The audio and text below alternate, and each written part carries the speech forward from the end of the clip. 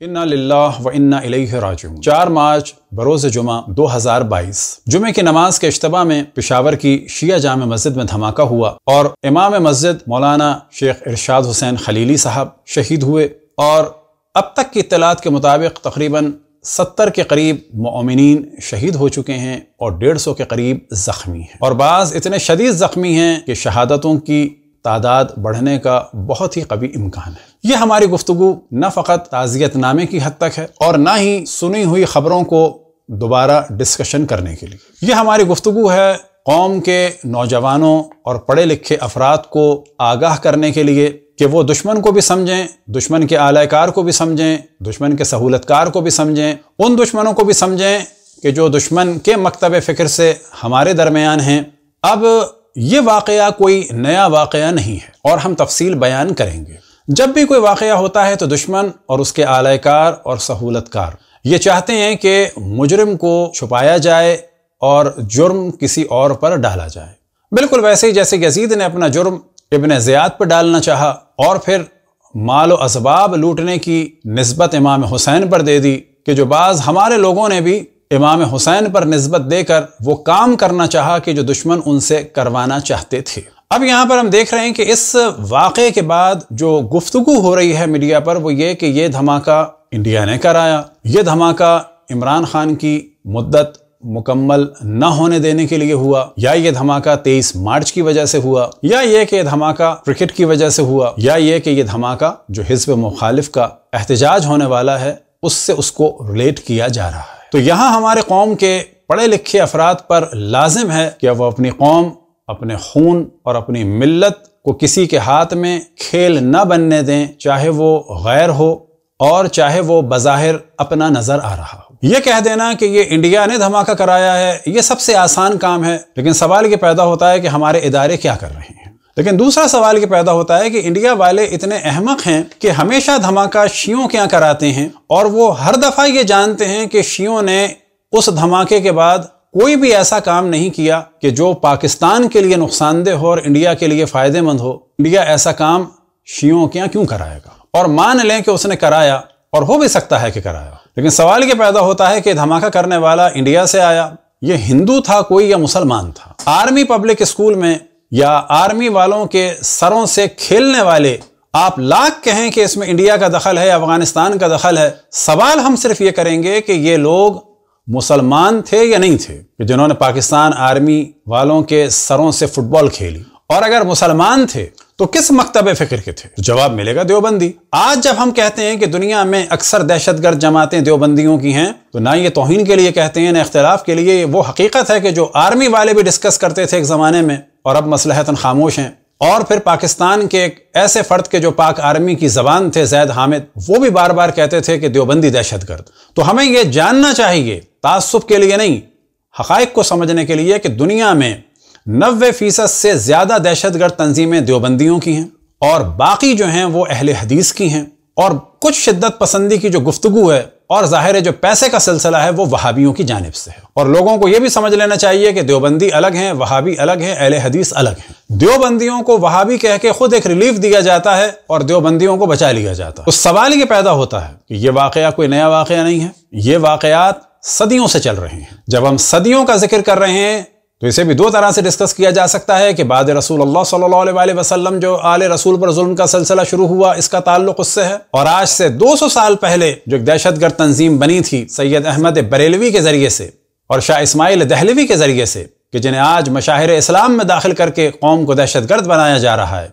ये सिलसिला वहाँ से शुरू हुआ बर्रे सग़ीर में। आज आर्मी वालों की जिम्मेदारी है कि जो लोग शियों की तकफीर कर रहे हैं और बाद में फतवे देते हैं उन्हें कत्ल किया जाए, तो पहले उनको देखा जाए कि किस तरह से वो शियों के खिलाफ लोगों को उकसा रहे हैं। जब ये गुफ्तगू की जाती है तो बाज़ दफ़ा दुश्मन के आलाकार और सहूलतकार जो हमारी सफ़ों के दरमियान हैं तो वो कहते हैं कि जी इख्तिलाफी बात हो रही है। नहीं, इख्तिलाफी बात नहीं है। हाँ, हक़ाइक़ को समझना चाहिए और फिर मासूम लोगों को निशाना नहीं बनाना चाहिए। गलत बात जब होती कि जब हम ये कहते हैं कि जी इसका इंतकाम खुदा न खास्ता माज़अल्लाह अहले सुन्नत से लिया जाए, तो ये कहना कतन गलत होगा। हत्ता अगर ये कहा जाए कि दहशतगर्द की माँ या बहन या बीवी या बच्चों से इंतकाम लिया जाए या भाइयों से या रिश्तेदारों से इंतकाम लिया जाए, तो ये भी गलत होगा। हम खुल के कहते हैं कि औरंगज़ेब फारूकी जैसे या सिपाही साहबा के जो और बाज़ लोग हैं कि जिन्होंने हमारे हज़ारों अफराद कत्ल किए, हम उनकी घर की खवातीन की भी इज्जत करते हैं, ना उनसे इंतकाम लेंगे, उनके घर के मर्दों का भी एहतराम करेंगे और उनसे इंतकाम नहीं लेंगे अगर वो हमारे मुजरिम नहीं हैं, क्योंकि हम मौला अमीरुल मोमिनीन अलैहिस्सलाम के मानने वाले हैं। तो दयानत यह है कि दुश्मन को पहचाना जाए, जिस तरह से मौला अमीरुल मोमिनीन ने मुआविया को पहचाना भी लेकिन पानी नहीं बंद किया। हमें दुश्मन को पहचानना चाहिए लेकिन हम उन पर जुल्म नहीं करेंगे। हमारे यहाँ कुछ वो लोग हैं कि जो दुश्मन के आलेकार बने हुए हैं और वो दुश्मन को एक रिलीफ देते हैं और जस्टिफाई करते हैं कि जहां जहां दहशतगर्दी हो रही है ये शिया जाकिरीन या उलमा की वजह से हो रही है कि जो अहले बैत का दिफा कर रहे हैं। इंतहाई खबीस और पस फितरत वो लोग हैं कि जो कुछ पैसे कमाने के लिए, क्योंकि उनकी सारी जिंदगी नालायकी में गुजर गई, कुछ पैसे कमाने के लिए शियों के कत्ले आम को बजाय उनके दुश्मनों पर डालने के खुद शियों पर डालते हैं। हमारे कत्ल को अगर देखना होगा कि लोगों ने हमारे कुफ्र के फतवे दिए हैं। आज अगर दुनिया को समझना है दहशतगर्दों की पॉलिसी को, तो जाहिद और राशिदी जैसों को समझना होगा कि जो एक जानिब अपने आप को मुस्लिह जाहिर करते हैं तो दूसरी जानिब शियों की तकफीर और शियों के काफिर होने का ऐलान करते हैं। हमने आज से कुछ अरसे पहले जब इस मौजू को डिस्कस किया तो लाहौर के देवबंदी मदरसे ने कि जो इस वक्त वाकन वो सामरियों वाला किरदार अदा कर रहे हैं और बाकी उनके बछड़े भी मज़हब हक़ अहले बैत को नुकसान पहुंचा रहे हैं, उस वक्त भी हमने तवज्जो दिलाई कि ये शख्स अपनी वेबसाइट पे खुल के कह रहा है कि मेरे वालिद भी शियों को काफिर समझते थे और मैं भी शिया इस्ना अशरी की हद तक उन्हें काफिर समझता हूं, और यही नजरिया है जमहूर उलमा अहले सुन्नत का बकौल उनके। और आज हमने दोबारा उनकी वेबसाइट को देखा कि जो भी चाहे जाके देखे zahidurrashidi.org/129, और आज जो हमने स्क्रीनशॉट लगाया है वो 4 मार्च 2022 का है, और जो ज्यादा हमने हाईलाइट किया है तो वो आपको पढ़ के सुना दें, खुसूसन इस पस मंजर में कि उन्होंने शिया इस्ना अशरी यानी अपने वालिद के बारे में कह रहे हैं। अहले तशय्यो की तकफीर पर इरशाद शिया के नाम से किताब भी लिखी। मैंने गुजारिश की कि उन्होंने इरशाद शिया तसनीफ फरमाई और इसमें उन्होंने जो मौक़िफ़ इख्तियार किया है वो सिर्फ इनका मौक़िफ़ नहीं बल्कि ये तो अहले सुन्नत का मौक़िफ़ है, और खुद हमारा मौक़िफ़ भी इस्ना अशरी अहले तशय्यो की हद तक यही है। यानी ये शख्स इस वक्त पाकिस्तान में शियों के कत्ल का एक अहम तरीन सबब है। अब यहाँ पर पाकिस्तान आर्मी और हुकूमत की जिम्मेदारी है कि इन लोगों से कहें कि वो खुलकर फतवा दे कि शियों का कत्ल गलत है। तकी उस्मानी, रफ़ी उस्मानी और बाकी उलमा से कहें कि वो खुल के फतवा दें कि शियों का कत्ले आम गलत है। हम खुल के कहते हैं कि किसी भी इंसान का कत्ले आम गलत है, चाहे वो हिंदू हो, ईसाई हो, सिख हो, बुद्धिस्ट हो, कन्फ्यूशियस हो, जैन हो या हत्ता किसी दीन को ना मानता हो, या मुसलमानों में कोई भी अगर फिरका है, बिला शक उसकी जान माल इज्जत आबरू को खतरे में डालना हराम है। या पाकिस्तान में जिस तरह से कायदियानी को कत्ल किया जा रहा है ये भी बिल्कुल गलत है। इल्मी गुफ्तगू होनी चाहिए, किसी को भी कत्ल नहीं करना चाहिए। अगर इन चीजों को रोकना है तो ये बहानेबाजियां कि ये इंडिया करा रहा है, ये दहशतगर्द करा रहे हैं और दहशतगर्द का दीन नहीं होता, नहीं, दहशतगर्द का दीन है, और अक्सर दहशतगर्द जो हैं वो अहले सुन्नत के देवबंदी मकतब फिक्र से हैं। झूठ बोल के, जराइम पर पर्दा डाल के इन लोगों को शेल्टर देना ये खुद एक बहुत बड़ा जुर्म है। और जिस तरह से पाकिस्तान में इन दहशतगर्दों की तालीमात को स्कूल में लाया जा रहा है, इनके लोगों को उस्ताद बनाया जा रहा है, ये मोमिनीन की जिम्मेदारी है कि दुनिया भर के बड़े बड़े फोरम में इस मौजू को उठाएं कि पाकिस्तान हुकूमती सतह में दहशतगर्दी की जानिब बढ़ाया जा रहा है, क्योंकि दहशतगर्द स्कूल ऑफ थॉट को बच्चों पर मुसल्लत किया जा रहा है। हमारे कुछ लोग ये समझते हैं कि ये सब कुछ नया है, अमेरिका करा रहा है, इसराइल करा रहा है, ईरान की वजह से हो रहा है या चंद जाकिरों की वजह से हो रहा है, तो या ये लोग जाहिल हैं या खाइन हैं। और बिला शक ये लोग जाहिल नहीं हैं, ये खाइन हैं, दुश्मन के आलयकार हैं, कुछ पैसा कमाने के लिए दुश्मन को सपोर्ट कर रहे हैं और दुश्मन के जराइम को जस्टिफाई कर रहे हैं। आपके सामने मुख्तसर सा क्लिप है कि जिसमें पाकिस्तान में दहशतगर्दी की एक तारीख बयान हो, और अब आपके सामने अरवाहुस सलासा यानी हिकायतुल औलिया, और यहाँ पर जराइम नजर आते हैं कि खान साहब ने फरमाया, सफा नंबर 106 में खान साहब ने फरमाया कि मैंने बचपन में सुना था कि सैयद साहब, कौन सैयद? ये सैयद अहमद बरेलवी, कि जिसे आज मशाहिर इस्लाम में दाखिल करके कोर्स में पढ़ाया जा रहा है। तो सवाल ये पैदा होता है कि जब आप इसको मशाहिर इस्लाम और एक मुकद्दस हस्ती के तौर पे जाहिर करेंगे तो जो काम इसने किया वो काम तो होना है। सैयद साहब ने हजारों इमाम बाड़े तोड़वा डाले, मगर हकीम जमीलुद्दीन साहब जो पूरब में बहुत रहे फरमाते हैं कि सैयद साहब ने 50,000 इमाम बाड़े तोड़वाए हैं। अब आप तसव्वुर करें कि ये वाकया है 1920 का, कि इस शख्स ने इंडिया में रसूल के नवासे के जिक्र की जगहों पे हमले किए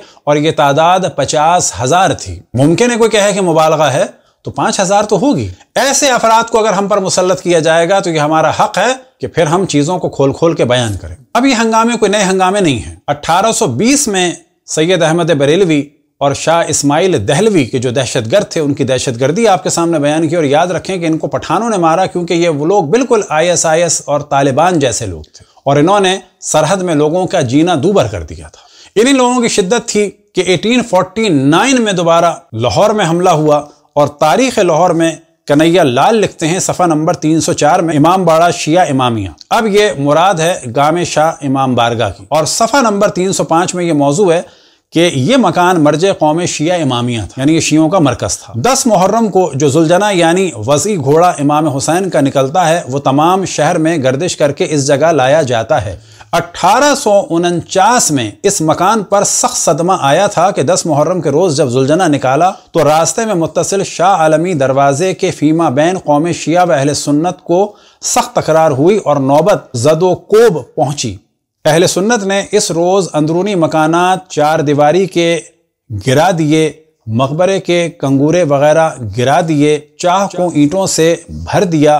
गामे शाह को ऐसा मारा कि वो बेहोश हो गया और फिर उसके बाद कमिश्नर को पुलिस बुलानी पड़ी। तो ये जो हमारे बाज जाहिल लोग ये समझते हैं कि ये ईरान की वजह से या अमेरिका की वजह से या इस्तेमार करा रहा है, मुमकिन है कि इस्तेमाल कर रहा हो, लेकिन देखना ये चाहिए कि इस्तेमाल होने वाले क्यों इस्तेमाल हो रहे हैं, कोई और कौम इस्तेमाल ना हो जाए। अब ये बात वाज़ेह रहनी चाहिए कि जो कुछ पाकिस्तान में शियों के साथ किया जा रहा है ऐसा जुल्म न कश्मीर में हुआ है और न फ़लस्तीन में हुआ है।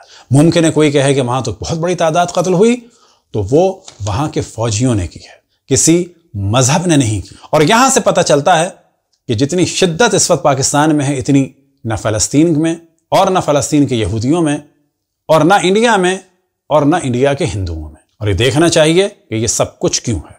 अब आपके सामने किताब है द शिया ऑफ इंडिया और पेज नंबर है 178 और यहां पर यह मौजू है कि जब जुलूस निकला 1940 में, यही खवातीन के जिनको घर से नहीं निकलने दिया जाता और कहा जाता है कि ये फकत घर में रहें, ये दुश्मन अहले बैत खवातीन जुलूस के आगे आईं और आगे आके लेट गईं। ये बात आजकल की नहीं है, 1940 की है। और 1940 में इमाम हुसैन के जुलूस में बॉम्ब ब्लास्ट हुआ। अब ठेरी का वाकया भी किस पे डाला जाएगा? इंडिया पे डाला जाएगा या अमेरिका पे डाला जाएगा या किसी और पे डाला जाएगा? बिला शक दुश्मनान इस्लाम और पाकिस्तान किसी को भी इस्तेमाल कर सकते हैं, लेकिन असल मौजू यह है कि ये एक ही मकतबा फ़िक्र क्यों इस्तेमाल हो रहा। आंखें बंद कर लेने से मुश्किल हल नहीं होती। हमने कुछ अर्से पहले भी जब फ़लस्तीन में शियत के बारे में डिस्कशन किया तो वहां भी तवज्जो दिलाई कि फरवरी 2019 को जो फ़लस्तीन के चंद लोग शिया हो गए थे, उन्होंने मलेशिया बनाई, उस पूरी मलेशिया को ख़त्म कर दिया हमास वालों ने और गायब कर दिया और आज तक उनका पता नहीं है कि वो कहाँ हैं। तो हमें समझना चाहिए कि किस तरह से शियों के खिलाफ जहर उगला जा रहा है। और दोबारा तवज्जो दिलाएं कि पाकिस्तान में यह वाक़या नया नहीं है, तारीख भी बयान कर दी। और इसी माजी करीब में जो वाक़यात हुए, चाहे कोयटा में एक दिन में कई सौ अफराद की शहादत हो, चाहे कराची में पूरे लालू खेत के मोमिनीन के घर जलाने का सिलसिला हो, और चाहे पाकिस्तान के दीगर इलाकों में कत्लेआम का सिलसिला हो, मसाजिद और इमाम बारगाहों और कुरान को जलाने का सिलसिला हो, और चाहे चिलास और मुख्तलिफ इलाकों में बसों से उतार के मोमिनीन को कत्ल किया जाना हो, इन तमाम चीज़ों को ये कह के नज़रअंदाज नहीं किया जा सकता कि ये इस मुल्क की साजिश है या उस मुल्क की साजिश है या मुसलमानों को लड़ाने की साजिश है। फिर हम तवज्जो दिलाएं कि मुसलमानों को लड़ाने की साजिश उस वक्त कामयाब होती कि जब शिया अपने कत्ल के बाद बड़े पैमाने पर पाकिस्तान को या किसी फ़िरक़े को निशाना बनाते। क्योंकि शियों ने कभी भी किसी को निशाना नहीं बनाया, लिहाजा कभी भी दुश्मन ये साजिश नहीं कर सकता। ये साजिश उन लोगों की है कि जो अपनी वेबसाइट पर शियों की तकफीर कर रहे हैं और शियों के कत्ल के जवाब को फराहम कर रहे हैं। आखिर में फिर तवज्जो दिलाएं कि वो लोग कि जो शियों की सफ़ों में दाखिल हो गए हैं और दुश्मन को सपोर्ट कर रहे हैं, अहले बैत के दुश्मन के फ़ज़ाइल पढ़ रहे हैं, अहले बैत के मज़हब और मकतब पर कीचड़ उछाल रहे हैं, अहले बैत के चाहने वालों को शक में डाल रहे हैं और शियों के कातिलों को सपोर्ट करने के लिए उनके जुर्म को जस्टिफाई कर रहे हैं और उनके कत्ल को भी शियों पर डाल रहे हैं। शियों को गाली और काफिर करार देकर उनके कत्ल आम के लिए राहें हमवार कर रहे हैं, सिर्फ एक शख्स के लिए और चंद दुनियावी फ़वाइद के लिए। दुआ है कि खुदावंद तबारक व तआला हमारे दुश्मनों को हिदायत अता फरमाए, चाहे वो हमारे दरमियान हो चाहे बाहर हो, और अगर हिदायत के काबिल ना हो तो उन्हें नीस्त व नाबूद फरमाए और जिन लोगों का वो दिफा कर रहे हैं उन्हीं के साथ उन्हें महशूर फरमाए। वसल्लल्लाहु अला मुहम्मद व आलिहि ताहिरीन।